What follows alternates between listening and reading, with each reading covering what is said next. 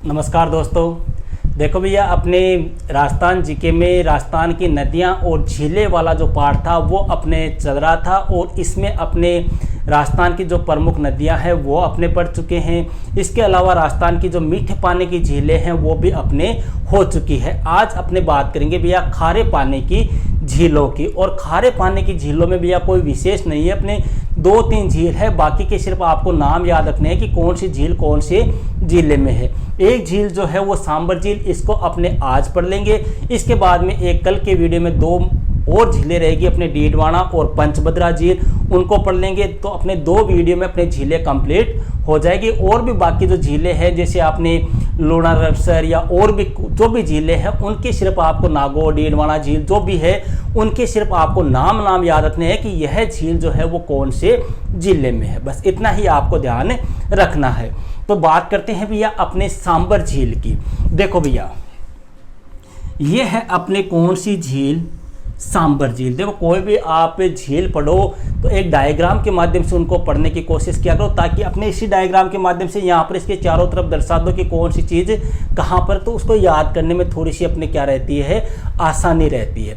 देखो भैया, सांबर झील, सबसे पहले बात करते हैं भैया यह झील है कहाँ पर।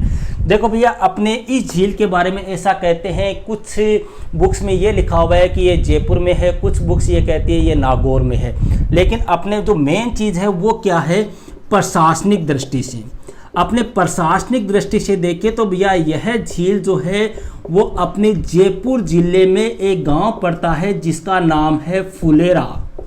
इस फुलेरा गांव में है भैया, कहाँ पर है, जयपुर जिले के फुलेरा गांव में है। हालांकि इस झील का कुछ हिस्सा जो है वो कौन से जिले में आता है, नागौर में भी आता है, लेकिन इसका रखरखाव जो है वो कौन से जिले द्वारा किया जाता है, जयपुर जिले के अधीन होता है। इसलिए इस झील को अपने कौन से जिले में मानेंगे, जयपुर जिले में मानेंगे।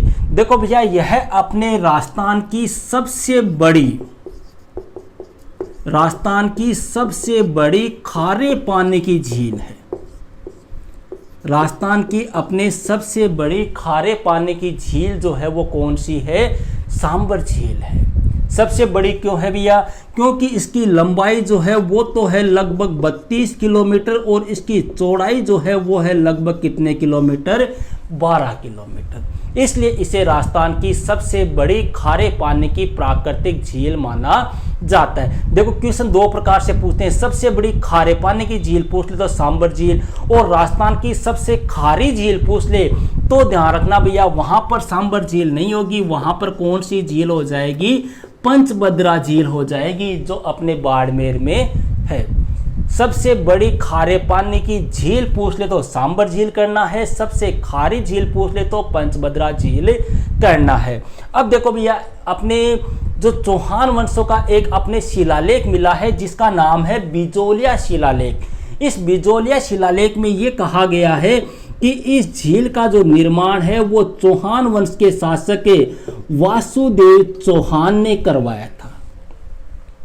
किसमें कहा गया है, ये बिजोलिया शिलालेख में। ध्यान रखना भी है इस क्वेश्चन को। देखो हालांकि यह है कैसी झील, प्राकृतिक झील है, मतलब प्रकृति के द्वारा इसका निर्माण किया गया है, प्रकृति ने इसको झील को बनाया है।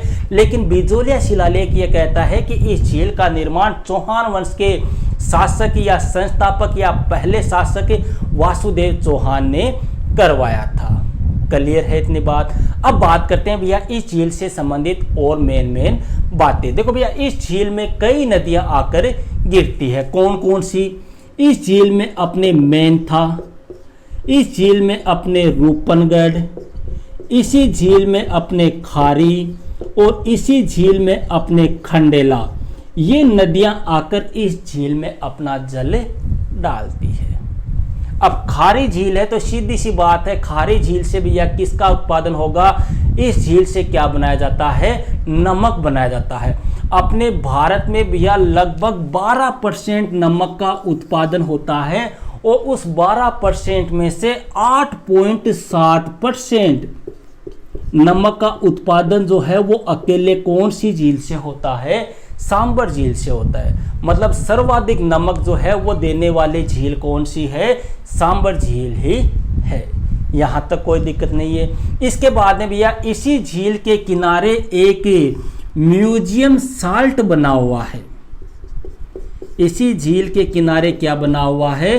म्यूजियम साल्ट बना हुआ है। इसी झील के किनारे भैया केंद्र सरकार जो थी, उस केंद्र सरकार ने 1964 ईस्वी में, कब? इसी झील के किनारे केंद्र सरकार ने 1964 ईस्वी में हिंदुस्तान सांबर लिमिटेड के नाम से अपना एक कारखाना भी खोला है। क्या नाम है? हिंदुस्तान सांबर लिमिटेड।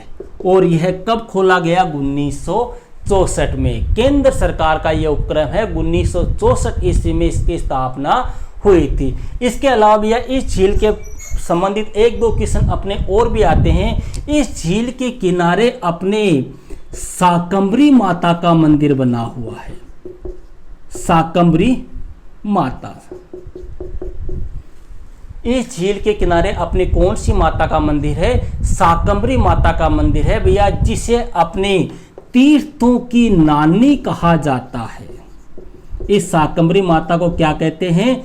तीर्थों की नानी या देवयानी के नाम से जाना जाता है। देखो, तीर्थों का मामा किसे कहते हैं? अपने पुष्कर को। पुष्कर झील जो है या पुष्कर जो है, इसे क्या कहते हैं? तीर्थों का मामा।